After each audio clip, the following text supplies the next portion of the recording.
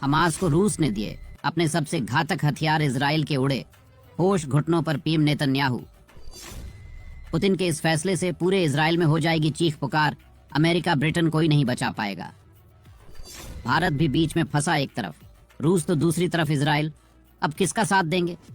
PM Modi. रूस वैसे तो खुद यूक्रेन से जंग लड़ रहा है, मगर साथ ही साथ वो इजराइल के खिलाफ युद्ध लड़ रहे संगठनों को हथियार भी सप्लाई करना शुरू कर दिया है। रूस की प्राइवेट आर्मी वैगनर ग्रुप इस समय हिजबुल्लाह आतंकी संगठन को अपने A-22 डिफेंस मिसाइल सिस्टम से लैस कर रही है। हिजबुल्लाह इसका इस्तेमाल इजरायली हवाई हमलों को रोकने के लिए कर सकता है। हालांकि अभी तक इस मिसाइल सिस्टम की डिलीवरी नहीं हुई। आशंका ये भी जताई जा रही है कि अगर हिजबुल्लाह के पास ये मिसाइल सिस्टम आ गया, वो उसे गाजा में मौजूद हमास को भी दे सकता है।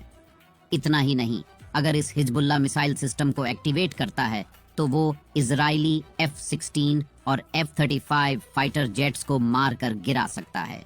ये missile defence system Israeli ballistic मिसाइलों और हाइपरसोनिक मिसाइलों को भी मारकर गिरा सकता है। बता दें, रूस ने दावा किया था कि उसका ये air defence missile system America के पैट्रियट मिसाइल सिस्टम के बराबर है। इतना ही नहीं, रूस में ही मौजूद अन्य डिफेंस सिस्टम की तुलना में एक कई गुना ज्यादा बेहतर भी है। ये रूसी एयर डिफेंस मिसाइल सिस्टम असल में पंचशील के नाम से जाना जाता है। ये एक सतह से हवा में मार करने वाला मिसाइल सिस्टम है।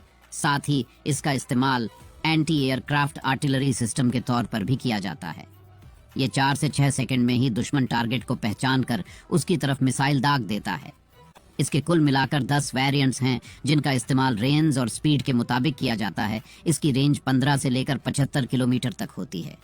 ये -50 डिग्री सेल्सियस तापमान में भी काम कर सकता है।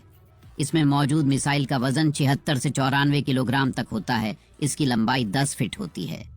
इसमें हमले के तौर पर मल्टीपल कॉन्टिन्यूअस रॉड लगाए जाते हैं, यानी टक्कर के साथ ही विस्फोट करके फटते रहते हैं। इन हथियारों का वजन 20 किलोग्राम होता है, जिसमें 5 किलोग्राम विस्फोटक भी शामिल हैं। ये अधिकतम 15 किलोमीटर की ऊंचाई तक जा सकती है।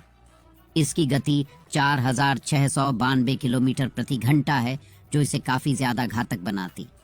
बता दें, ये एक मिनट में 700 राउंड फायर कर सकता है। साल 2022 से अब तक रूस इसका इस्तेमाल करता आ रहा है। सीरिया, यूक्रेन, लीबिया की जंगों में ये इस्तेमाल हो चुके हैं। इसे 3 लोग मिलकर चला सकते हैं और इसमें 5 तरह की अलग अलग मिसाइलों का इस्तेमाल किया जा सकता है। ज्यादातर रूस में ही यह विकसित होती है। लेकिन सवाल ये है कि अगर ये हिजबुल्लाह जैसे कट्टर संगठन को मिल जाता है तो इजराइल के लिए काफी तकलीफ पैदा हो सकती है और इजराइल शायद इस हमले को बर्दाश्त ही ना कर पाए। अब आपकी क्या राय? पुतिन के इस फैसले पर हमास की मदद करके उन्होंने सही किया या गलत? कमेंट में जरूर बताएं।